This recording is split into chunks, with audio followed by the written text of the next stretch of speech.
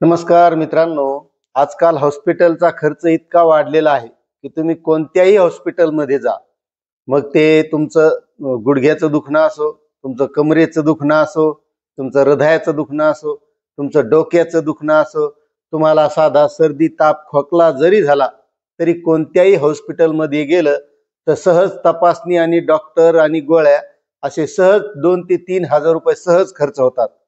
मात्र हे खर्च होण्याचं किंवा हे खर्च वाढण्याचं नेमकं काय कारण असू शकतं याचा सुद्धा विचार केला पाहिजे आणि तेच आपल्याला आजच्या व्हिडिओच्या माध्यमातून बघायचे।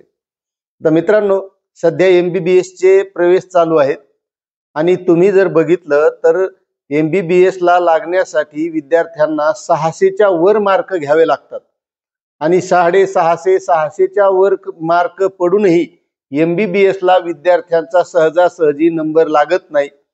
शासकीय कॉलेजमध्ये लागत नाही, काही जे प्रायव्हेट कॉलेज आहेत त्या कॉलेजमध्ये लागायचा तर तिथं फी बघितली तर वार्षिक 25, 20, 30 लाख रुपये फी आहे।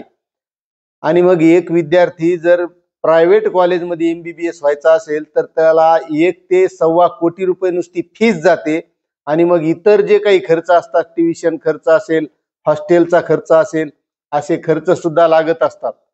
आणि हे खर्च लागत असल्यामुळे उद्या तो ज्यावेळेस डॉक्टर होतो, आता डॉक्टर झाल्याच्या नंतर तो कुठेतरी प्रॅक्टिस करतो आणि दुसऱ्याच्या हॉस्पिटलमध्ये प्रॅक्टिस केल्याच्या नंतर त्याचंही स्वप्न असतं की आपलं स्वतःचं एक हॉस्पिटल असावं। आणि आजचे तुम्ही बघितले असतील आजचे हॉस्पिटल कसे आहेत, सगळं सुविधा सुसज्ज, AC, मशिनरी, असा सगळा एवढा मोठा खर्च वाढलेला आहे आणि डॉक्टर होण्यासाठीच महत्वाचा जास्त खर्च असल्यामुळे मग तो ज्यावेळेस डॉक्टर होतो, तो डॉक्टर झाल्याच्या नंतर मग तो सहजासहजी जे काही खर्च झालेले आहेत पैसे ते त्या पेशंट कडूनच काढणार।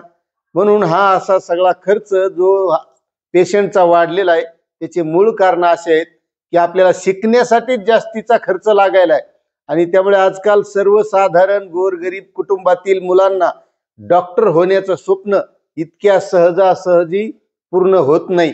त्याचं कारण आहे फक्त की ज्या काही फीस वाढलेल्या आहेत या फीसमुळे सहजासहजी सर्वसाधारण विद्यार्थी MBBS ला लागू शकत नाही, BAMS ला लागू शकत नाही आणि महत्वाचं म्हणजे त्याची बुद्धिमत्ता कितीही चांगली असू द्या, शेवटी पैशांचा अडसर येत असतो।